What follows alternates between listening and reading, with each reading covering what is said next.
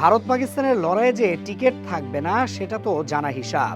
তবে এর মাঝেও কিছু ঘটে গেছে ব্যতিক্রম ঘটনা। দ্রুত সময়ের মাঝে যেমন টিকিট বিক্রি শেষ হয়ে গেছে, তেমনি ব্ল্যাকেও বিক্রি হয়েছে কয়েক গুণ দামে।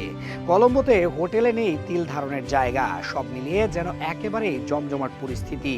অন্যান্য সময় ভারত পাকিস্তানের ম্যাচে উত্তেজনা তো ছিলই, তবে এবার যেন একেবারেই ভিন্ন পরিস্থিতি। ম্যাচ খেলতে রাজি না হওয়া বাংলাদেশকে সম্মান জানানো বিভিন্ন শর্ত জুড়ে দিয়েছিল পাকিস্তান। এর আগে এশিয়া কাপেও পাকিস্তানকে অপমান করেছিল ভারত, তবে এবার সুযোগ বুঝে তারা দিয়েছে জবাব। সবকিছুর পর অবশেষে যে এই ম্যাচ হতে যাচ্ছে তাই ধরা হচ্ছে এটা ইন্দো পাক দ্বৈরথের ইতিহাসে সবচেয়ে বেশি দর্শক চাহিদার ম্যাচ। আগামী 15 তারিখ কলম্বোর প্রেমাদাসা স্টেডিয়ামে সন্ধ্যা 7:30 মাঠে নামছে দুদল।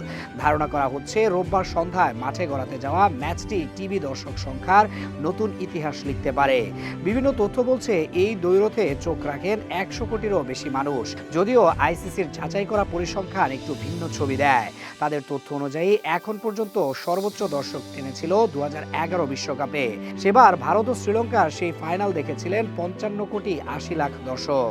তালিকার দ্বিতীয় স্থানে রয়েছে একই আসরের সেমিফাইনাল, যেখানে পাকিস্তানের বিপক্ষে ভারতের জয় দেখেছিল 49,50,00,000 মানুষ। এবার টি-20 বিশ্বকাপের গ্রুপ পর্বে সেই চিরচেনা উত্তেজনার আরেক সংস্করণকে ঘিরে সরগরম কলম্বো। রয়টার্স জানিয়েছে ম্যাচ উপলক্ষে হাজারো ক্রিকেট প্রেমীর ভিড়ে শহরের ফ্লাইট ভাড়া ও হোটেল বুকিংয়ের দাম হঠাৎ করেই ঊর্ধ্বমুখী। বেশিরভাগ হোটেল তাদের কক্ষ ভাড়া দ্বিগুণ করেছে। বিভিন্ন বুকিং সাইটে দেখা গেছে যেখানে সাধারণ সময়ে এক রাতের জন্য $100 থেকে $150, বাংলাদেশি মুদ্রায় প্রায় 18,346 টাকা খরচ হতো। এখন সেই রুমের দাম বেড়ে সর্বোচ্চ $660 বা প্রায় 80,722 টাকা পর্যন্ত পৌঁছেছে। মাঠের লড়াই শুরুর আগেই যেন দর্শক উত্তেজনায় অর্থনীতির স্কোরবোর্ডে রেকর্ড গড়ে ফেলেছে এই ম্যাচটি চূড়ান্ত হওয়ার পর থেকেই যেন কলম্বোমুখী আকাশপথে লেগেছে হুড়োহুড়ি। শহরের অন্তত 3টি ট্রাভেল এজেন্সির কর্মকর্তারা জানিয়েছেন শেষ মুহূর্তের বুকিংয়ে চেন্নাই ও দিল্লির মতো বড় শহর থেকে কলম্বোগামী ফ্লাইটে এখন আসন খালি পাওয়া দুষ্কর।